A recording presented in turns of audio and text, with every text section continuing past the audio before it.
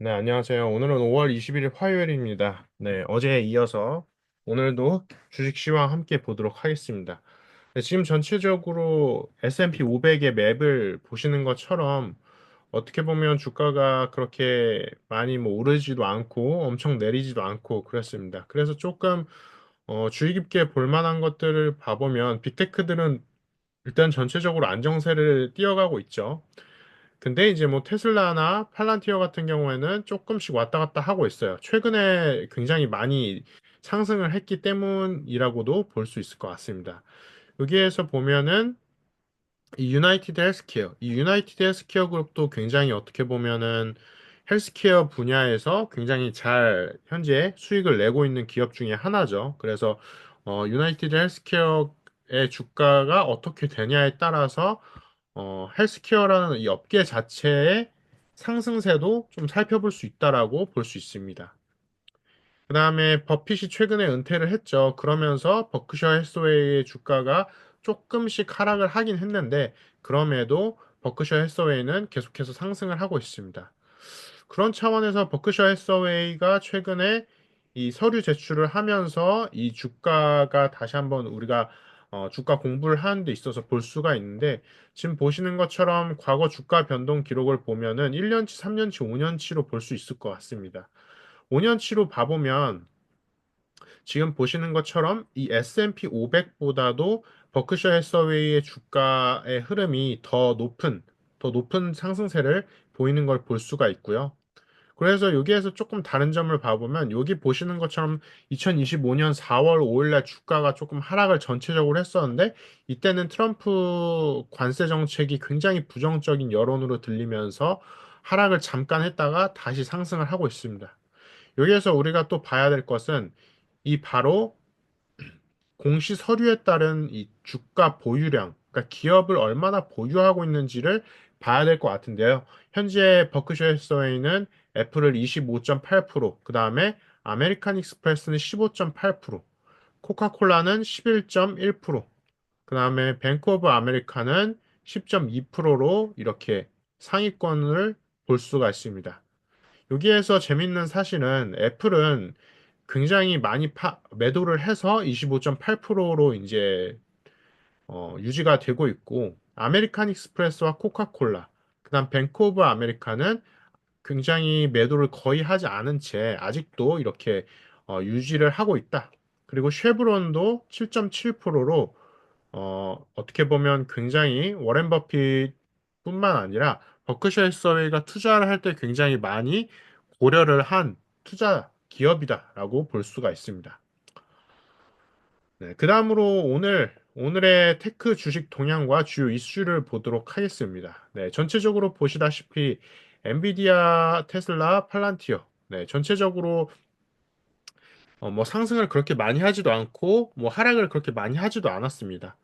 네, 아이온큐가 현재 7.8% 상승을 했어요. 전일 대비해서. 그래서 35달러 정도로 이제 마감을 하게 됐고요. 그다음에 구글도 하락을 최근에 많이 하다가 다시 어떻게 보면 안정세를 되찾아 가고 있고요. 아마존, 애플, 브로드컴도 비슷하게 안정세를 찾아가고 있습니다. 일단 주요 이슈를 보도록 해보면 엔비디아 같은 경우에는 AI 인프로 수요 증가가 계속해서 되고 있고요. 최근에 이제 들으셨다시피 이제 대만에서 큰 어떻게 보면 GTC 같은 회의를 하나 또 열었죠. 예, 그러면서 엔비디아가 다시 한번 상승할 것이다. 새로운 제품을 보여주면서 다시 한번 엔비디아 링크라는 걸 다시 한번 보여주면서 엔비디아의 저력을 보여주게 됐습니다. 테슬라는 무디스의 미국 신용등급 강등과 함께 이어서 조금 하락할 거라고 생각을 했는데, 그럼에도 테슬라가 6월에 어떻게 보면 굉장히 6월에 이제 사이버캡뿐만 아니라 다른 것과 함께 이어서 이제 6월에 기대감이 굉장히 높아지면서 테슬라는 어느 정도 주가를 방어를 잘 하고 있습니다. 그다음 팔란티어입니다. 팔란티어는 최근에 이제 급등을 다시 했죠. 그러면서 다시 한번 상승세를 보이고 있고요. 차익 실현을 하고 그다음에 내부자 매도나 그다음에 이전에 있던 C레벨들의 주가 매수가 다시 시작되면서 팔란티어는 주가가 상승세를 보이고 있습니다. 그다음 아이온큐입니다. 아이온큐 급등했죠. 급등했는데 아이온큐도 어떻게 보면 실제로 양자 컴퓨팅 관련돼서는 독보적인 기술을 어느 정도 갖고 있고 뿐만 아니라 거기에 이어서 실제로 매출을 내고 있는 입장으로서 급등하는 것들이 어느 정도 자연스럽게 보이고 있습니다. 그럼에도 아이온큐는 2026년까지 조금 계속해서 들고 가야 될 기업이라고 보고 있습니다. 네, 그다음 알파벳, 아마존, 뭐 애플, 브로드컴까지 현재 긍정적으로 이제 보이고 있고요. 결국엔 관세와 이어서 연결이 되면서 조금 주가가 긍정적으로 보이는 걸 볼 수가 있습니다. 네, 그래서 금리 상승과 인플레이션 우려 속에서도 기술주 중심의 반등이 기대를 하고 있죠, 대부분. 그리고 현재 시장이 리스크가 굉장히 많아요. 관세 리스크 이후에는 미국의 신용 등급이 강등되면서 그거에 따른 또 이제 우리가 부정적인 여론들을 인식을 하고 있고, 그럼에도 AI를 필두로 해서 기업들이 계속해서 매출을 내려고 하고 있다라고 보이고 있습니다. 그래서 계속해서 현재까지는 펀더멘탈이 크게 흔들린 기업은 없다라고 볼 수가 있겠고요. 테크 기업에 있어서는 단기적인 시장 변동이 계속해서 이어질 겁니다. 그래서 여러분들도 그 시장 변동에 너무 흔들리지 말고 나아가시길 바라겠습니다. 그 다음으로는 제가 신보틱이라는 신보틱이라는 기업을 한번 공부를 해봤는데요. 신보틱이 과연 이 진짜 템버거가 될 수 있을지 제가 한번 공부를 해봤습니다. 이 신보틱은 월마트와 아마존 물류 자동화 여기 부분에 있어서 조금 영향을 주는 부분인데 신보틱의 주요 고객이 아무래도 월마트다 보니까 아마존에서도 이 물류 자동화를 하고 있습니다. 그래서 아마존의 물류 자동화와 월마트의 물류 자동화를 하고 있는 이 신보틱 여기에서 어느 정도 차이가 날지 우리가 한번 간단하게 살펴보도록 할게요. 네, 그래서 신보틱은 일단 2022년에 상장을 하게 됐고 주요 산업으로는 AI 기반 물류 자동화 솔루션입니다. 주요 고객은 월마트와 타겟, 그 다음에 알바트손이라는 대형 유통사입니다. 네, 현재 주가는 27달러 정도 되고 있고 상승을 굉장히 60달러 가까이 했다가 하락세를 보였습니다. 그랬다가 다시 요즘에 상승세를 보이고 있고, 비즈니스 모델은 AI 소프트웨어, 비전 시스템, 그다음 로봇을 통합해서 물류센터를 완전 자동화하는 플랫폼을 제공을 하게 됩니다. 장기적인 계약 구조로서는 월마트와 합작 법인 웨어하우스 애저 서비스 WAAS라고 볼 수 있겠네요. 이거를 운영을 하고 있고요. 확장성은 리테일에서 제조, 의료, 자동차 산업으로 확장 가능성을 보이고 있습니다.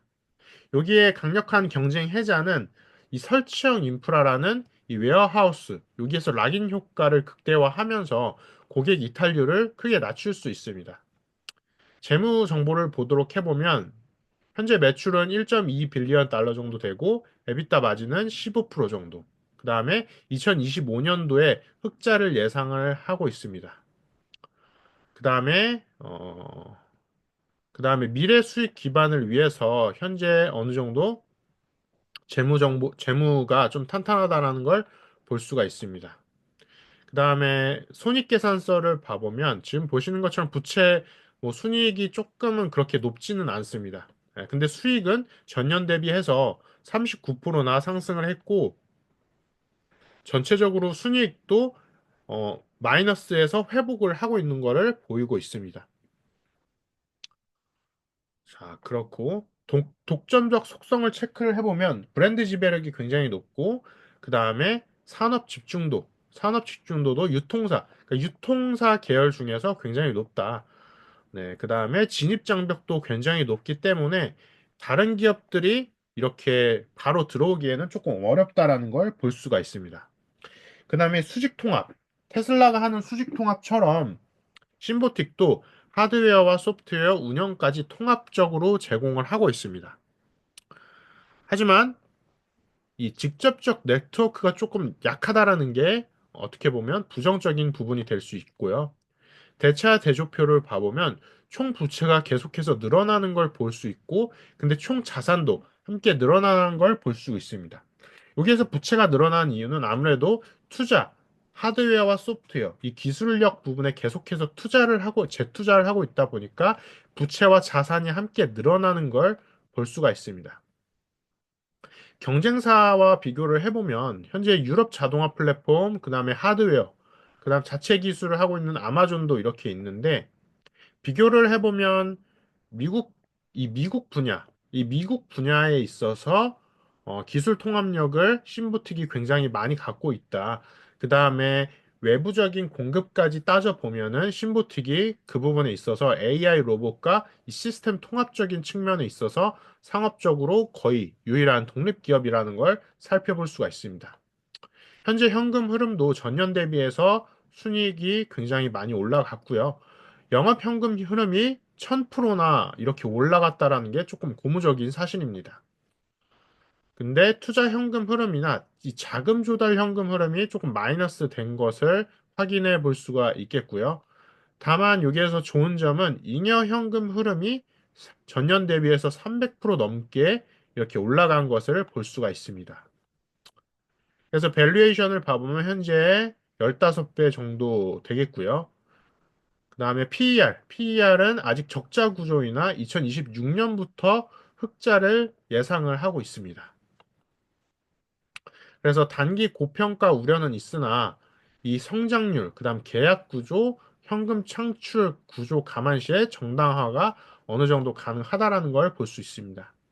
리스크 요인을 봐보면 고객 집중, 그러니까 월마트의 매출 비중이 50% 이상이라는 걸 볼 수가 있겠고요. 만약에 이 장비 납품, 이 하드웨어가 문제가 있을 경우에는 여기에서 매출이 떨어지지 않을까 리스크가 있습니다.